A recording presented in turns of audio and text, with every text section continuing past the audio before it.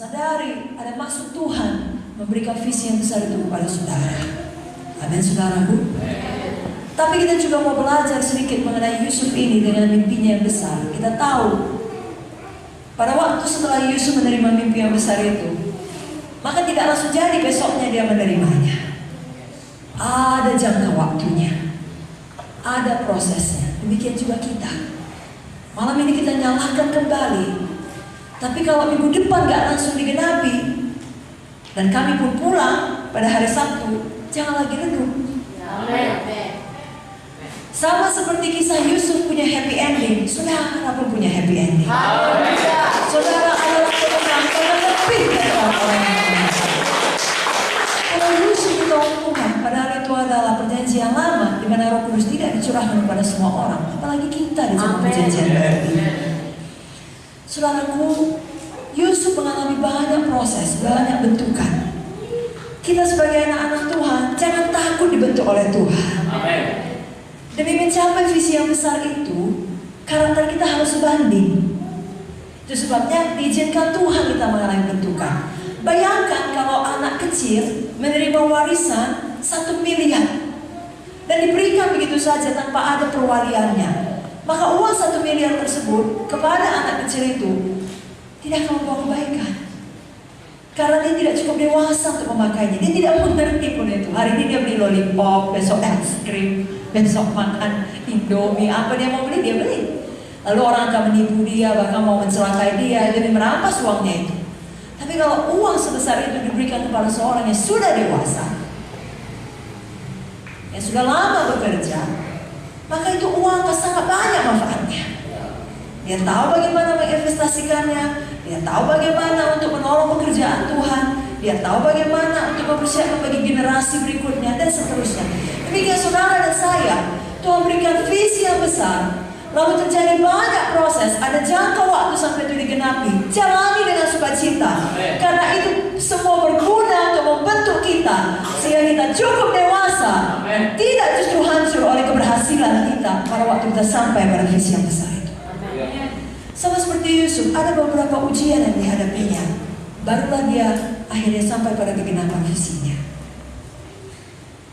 Sebenarnya tidak cukup satu malam untuk menceritakannya, tapi saya coba singkatkan, saudaraku. Ujian yang pertama yang dialami Yusuf adalah, kita sebut saja ujian pengkhianatan. Suatu hari Yusuf disuruh ayahnya untuk melihat abang-abangnya di Sikem. Lalu dia patuh. Tapi sampai dia di Sikem, gak ada lagi mereka di sana. Sebenarnya Yusuf bisa pulang. Saking patuhnya. Saudara tahu ada ayat dalam firman, kalau orang memaksa engkau berjalan 1 mil, berjalanlah dengan dia 2 mil. Kira-kira begitulah Yusuf. Dia dapat info bahwasanya abangnya ada di Dotan. Demi patuh kepada ayahnya, dia pergi ke Dotan. Apakah imbalan atas kepatuhannya? Apakah dia diberkati? Tidak. Justru dari jauh abang-abangnya bermufakat membunuh dia. Dimulai dengan membuka jubah kebesaran dari bapaknya, lemparkan dia ke dalam sumur. Saya percaya semua kita tahu masuk ke sumur itu gak bahagia, walaupun itu sumur yang kering. Apalagi kalau abang-abangnya itu melakukannya dengan amarah, ya, dengan dendam, dengan rasa iri yang dahsyat. Saudara bisa bayangkan betapa anak muda ini bingungnya, campakkan ke dalam sumur, berteriak-teriak, menangis, minta tolong dikeluarkan. Tidak tahu kenapa abang-abangnya begitu membenci dia, membunuh dia. Apakah akan dilempari dia dengan batu? Apakah dibiarkan tersiksa, mati kelaparan? Apa yang terjadi dengan hidupnya? Itulah dialami Yusuf.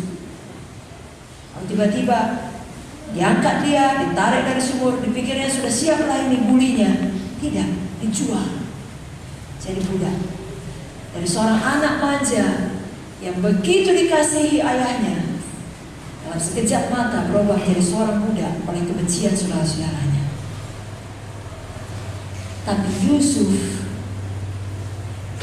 tidak menyimpan kebaikan. Amen. Bapak Ibu Saudara, semua kita pernah disakiti dalam hidup ini, dan semua kita pun pernah menyakiti orang. Karena kita tidak sempurna. Bahkan di dalam gereja, dalam tubuh Kristus sekalipun akan ada gesekan-gesekan. Beberapa dilakukan dengan tidak sengaja, sayangnya beberapa dilakukan dengan sengaja. Kalau hal itu jadi pada saudara, pilihlah untuk mengampuni. Kurang kuat amin ya. Pilihlah untuk lulus ujian pengkhianatan. Karena kalau kita menyimpan kebencian dan dendam, itu hanya menyakiti diri kita sendiri. Kalau kita berkata, aku akan mengampuni dia, kalau dia minta maaf lebih dahulu, mungkin sampai Yesus datang, dia tak akan minta maaf. Kenapa? Karena dia merasa dirinya yang benar. Kalau saudara tersiksa, saudara tidak sampai pada panggilan Tuhan. Jangan demikian.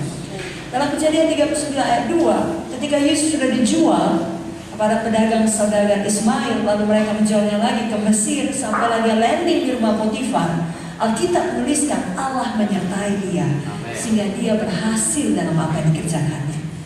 Saya yakin kalau Yusuf menyimpan dendam, Tuhan tidak menyertai dia. Karena Tuhan tidak pernah memaksa siapapun. Karena dia melepaskan pengampunan, maka Tuhan dapat menyertai dia. Dan dia dapat berhasil dalam pekerjaan. Apa banyak sini mau mengampuni orang-orang yang menjahatinya? Semua angkat tangannya, katakan saya. Kalaupun saudara katakan sangat berat, Tuhan mengerti. Amin saudaraku. Roh Kudus yang akan menolong saudara. Saudara merasa tidak mampu, akukan dulu dengan iman. Roh Kudus akan memimpin dan memampukan saudara. Jangan keraskan hati. Jangan biarkan akar pahit tumbuh saudaraku. Dalam buku Ibrani 12 ayat 15 katakan, jagalah supaya jangan ada seorang pun menjauhkan diri dari kasih karunia Allah, agar jangan tumbuh akar yang pahit yang menimbulkan kerusuhan dan yang mencemarkan banyak orang. Kalau seorang tidak mau mengampuni, dapat tumbuh akar yang pahit. Kenapa? Karena ketika dia disakiti, dia terus merasa tersakiti. Biasanya orang yang tersakiti akan menyakiti orang lain lagi. Kenapa? Ada akar pahit di dalam. Biarlah saudara manis hati saudara. Menang atas ujian pengkhianatan. Haleluya. Malam hari ini izinkan kasih Tuhan mengalir deras untuk mengalahkan semua sakit hati saudara, kekecewaan saudara, segala luka hati saudara. Dia tabir dari Gilead. Dia tidak hanya menyembuhkan luka badani, dia juga menyembuhkan luka hati saudara. Bawa pada Tuhan, izinkan dia pulihkan saudara.